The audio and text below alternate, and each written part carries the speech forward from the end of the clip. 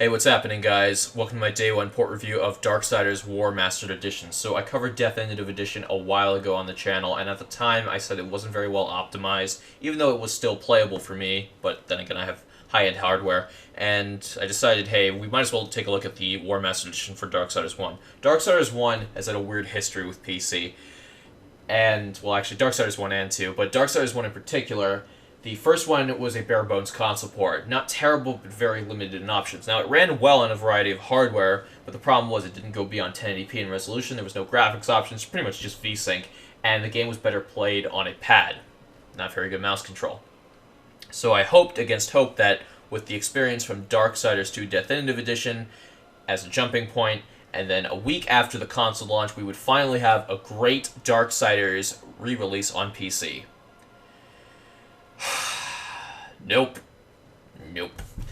So they did add a couple features here and there. They did touch it up a lot better than something like the BioShock Retexture Edition, which is what I'm calling it. But in general, the game runs pretty poorly. That's one of the nice things about Darksiders, is that it always ran really well on a variety of hardware. This game and Definitive Edition just doesn't run well at all. This time in particular, though, it's not running well on AMD cards. I'm running an R9 390 with a 4790K, and I can't get over 40 FPS in some areas. Constantly drops down to 20, sometimes like 17. It's that bad. Okay, so you have a wide variety of options here, and some of them are not very substantial, like these post-processing effects. These are nothing. Chroma FX, this is just kind of slapped on. Key mapping, you can fully rebind the keys. You have 3 gamepad options. You're going to be wanting to use a gamepad anyway because the mouse control in this game is god-awful. Aiming is a nightmare. And rotating the camera has some kind of weird acceleration effect where, like, when I'm rotating about 360 degrees and, like, between, like, I don't know, it'll, like, jump forward, like, 40 degrees at random points. It's really weird. Now, the game takes up 22... It's a 22 gig download and a 36 gig install. And that's probably because of audio languages.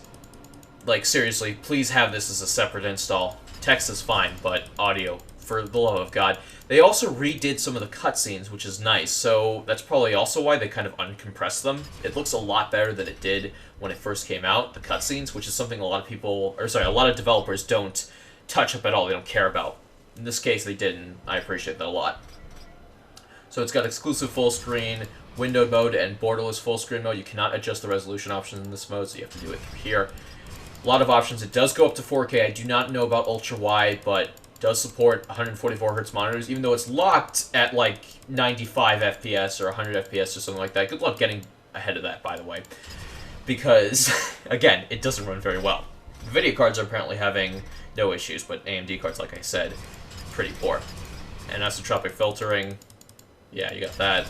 Texture quality, not a lot of options here, but again, a lot more than the original. Even as an FOV slider, which is surprising. You have FSAA and FXAA for your anti-aliasing options, which is nice.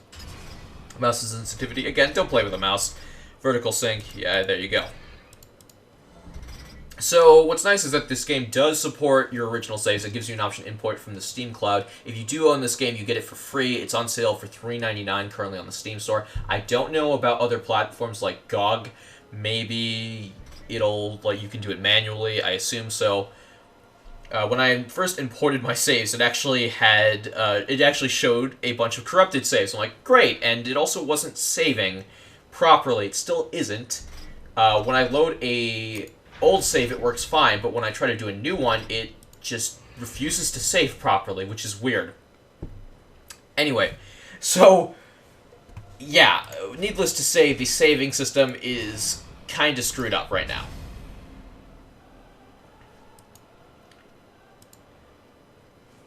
I'll show you a bit of the cutscenes because they actually do resemble more of the Definitive Edition. There's not too much artifact or anything like that. It looks like they really did go back and retouch them and make sure they are ported over, working properly.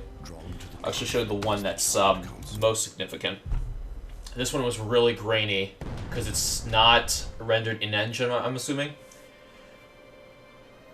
A lot more clean.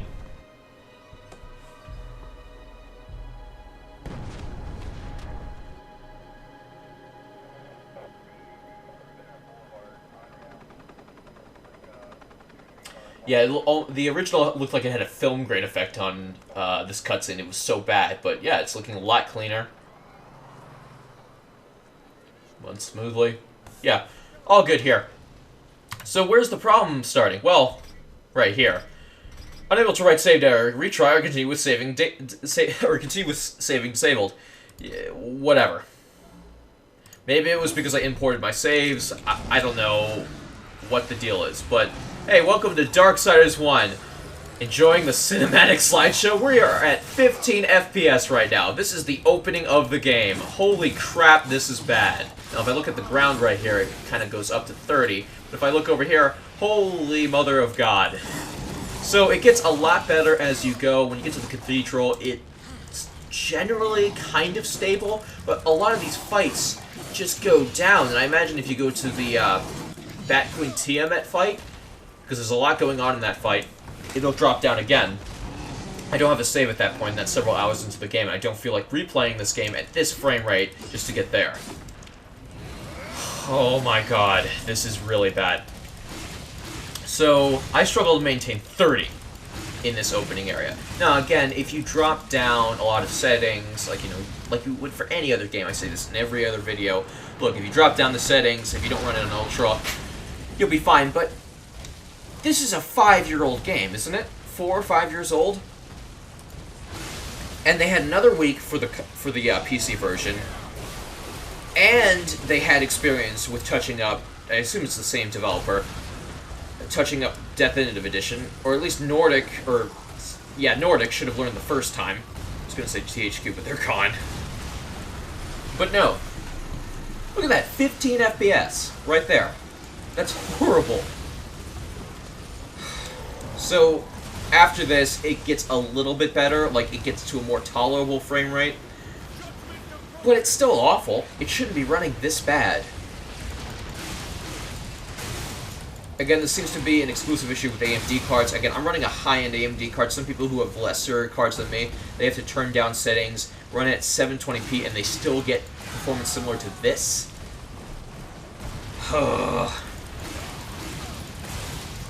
CPU performance is pretty balls, too. It's using only one core most of the time. Like, you notice it's, like, at above 80%, but, like, those other cores, they're just not getting touched at all. And then GPU's, like, fluctuating. Like, you notice it's 55 now. It was at 5% before. All over the place. Ugh. Play the original game if you want to play Darksiders. I don't know if it comes with an original copy. I haven't tested that yet. Like, I'm not going to gift it to a friend and see if he gets the original game, but definitely wait for a sale. And you noticing there's some blur effects going on here. If you move, there's no way to turn this off. You ever notice when it's like the ground shaking a little bit and you see this blur effect? Yeah, it's really awkward. Again, no way to turn it off either.